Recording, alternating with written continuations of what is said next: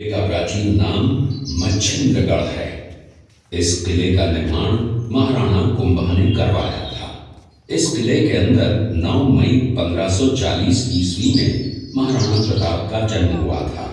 इस किले की ऊंचाई समुद्र तल से 3568 फीट की है। इस किले की दीवार 36 किलोमीटर तक फैली हुई है। इस दीवार का नाम ग्रेट वॉल ऑफ चाइना के बाद द्वितीय पायदान पर दर्ज है। इस किले के अंदर 360 प्राचीन मंदिर हैं। उन मंदिरों में से जग प्रसिद्ध महादेव का मंदिर सबसे प्राचीन है। कुंभलगढ़ किला यहाँ से 65 किलोमीटर की दूरी पर है। कृपया अब आप सब ये दृश्य मेवाड़ की प्राचीन राजधानी चित्तौड़गढ़ का है। इसी किले के अंदर महाराणा प्रताप का बचपन बीता था। इस किले की तलहटियों में महाराणा प्रताप ने अपने गुरु से शिक्षा प्राप्त की थी। ये किला 12 वर्ग किलोमीटर में फैला हुआ है। इस किले पर जब भी विदेशी आक्राताओं ने आक्रमण किया और उस आक्रमण में कोई भी राजा व सैनिक वीर गति को प्राप्त कर लेते तो उनकी पत्नियां वीरांगनाएं अपने सतीत्व की रक्षा करने के लिए जलती हुई अग्नि में कूद प्राणों को त्याग देती थी, जिसे हम जौहर कहते हैं। चित्तौड़गढ़ में 3 मुख्य बड़े जौहर हुए थे। प्रथम जौहर 1303 ईस्वी में रानी पद्मिनी ने 16,000 स्त्रियों वीरांगनाओं के साथ जौहर किया था, सिर्फ अल्लाउद्दीन खिलजी के कारण। दूसरा जौहर 1535 ईस्वी में गुजरात के शासक बहादुर शाह के आक्रमण के कारण रानी कर्मावती ने वीरांगनाओं के साथ किया। और तीसरा जौहर 1568 ईस्वी में जब अकबर ने चित्तौड़गढ़ पर आक्रमण किया, उसी समय रानी फूलकुंवरी ने 7,000 वीरांगनाओं के साथ जौहर किया। फिर भी अकबर का मन नहीं भरा और अंत में हजारों आम लोगों का कत्लेआम करवाकर उन्हें मौत के घाट उतारा गया। इस किले में देखने योग्य विजय स्तंभ है, कीर्ति स्तंभ, मीरा मंदिर, जैन मंदिर, कालिका माता मंदिर, भामाशाह हवेली, कुंभा श्याम मंदिर, फतेह प्रकाश महल हैं। ये किला यहां से 140 किलोमीटर दूरी पर है। ये देखते हुए सभी अतिथि आगे की तरफ चले।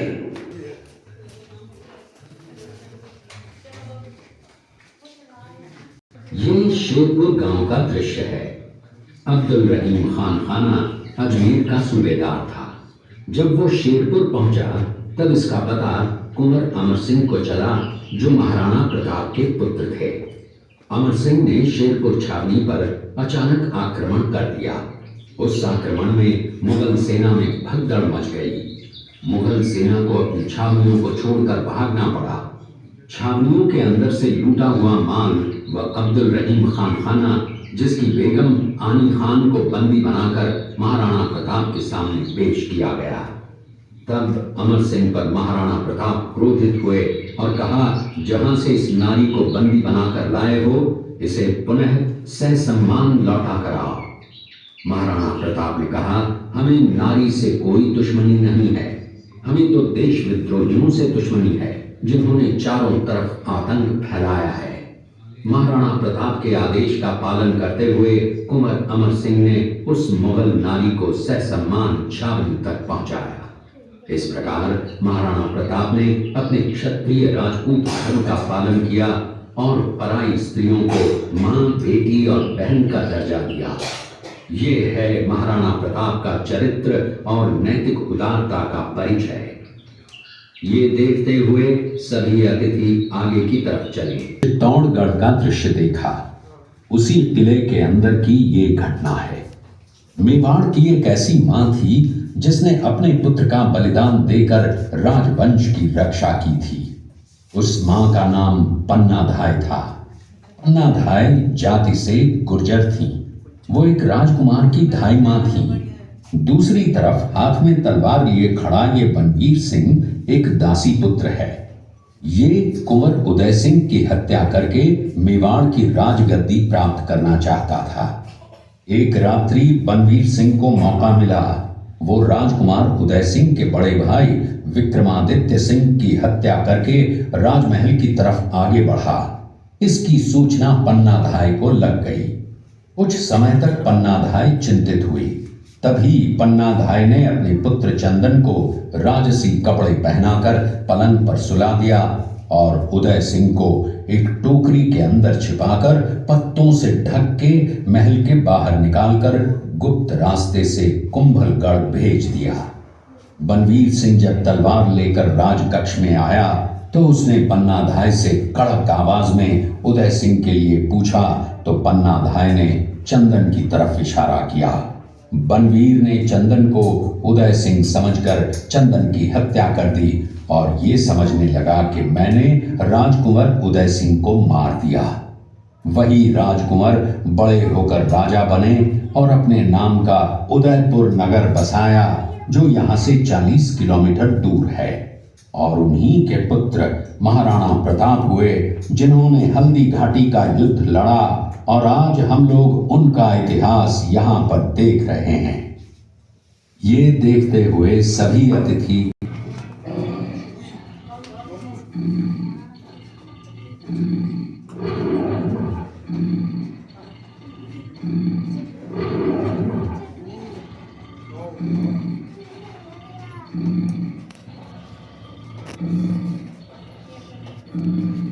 ये घटना महाराणा प्रताप की वीरता को दर्शाती है। एक समय नरभक्षी बाघ का आतंक छाया हुआ था। महाराणा प्रताप ने उस बाघ का शिकार कर उस बाघ को मार डाला। ये घटना महाराणा प्रताप की वीरता की प्रतीक है। प्रतिज्ञा का पालन करते हुए महाराणा प्रताप ने प्रतिज्ञा की थी कि जब तक अपनी मातृभूमि को शत्रुओं से मुक्त नहीं करा लेता तब तक न तो मैं महलों में रहूंगा, न किसी धातु के पात्र में भोजन करूंगा, न किसी गद्दी के बिछौने पर सोऊंगा। पत्ते ही भोजन के पात्र होंगे, जमीन ही बिछौना होगा। इस प्रतिज्ञा का पालन उन्होंने 21 वर्षों तक जंगलों में रहकर किया। इस दृश्य में देखिए महाराणा प्रताप वृक्ष के नीचे बैठकर पत्तों पर खाना खाते हुए। इसी कारण हम आज भी महाराणा प्रताप को श्रद्धा व सम्मान से याद करते हुए देशभक्ति की प्रेरणा प्राप्त करते हैं। ये देखते हुए सभी अतिथि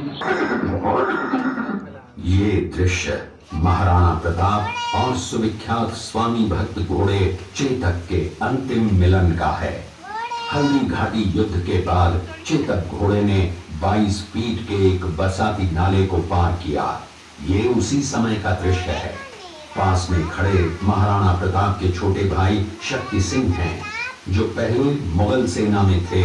बाद में वो महाराणा प्रताप की तरफ आए, माफी मांगी और अपना घोड़ा महाराणा प्रताप को दिया।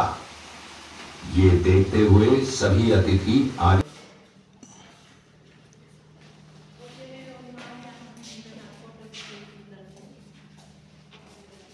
ये सारे महाराणा प्रताप के सैनिक और सेनापति जो हल्दीघाटी युद्ध में महाराणा प्रताप के प्रमुख सहयोगी थे। सभी अलग अलग क्षेत्रों के सैनिक और सेनापति दिखाएं जिन्होंने हल्दीघाटी युद्ध में महाराणा प्रताप को सहयोग प्रदान किया।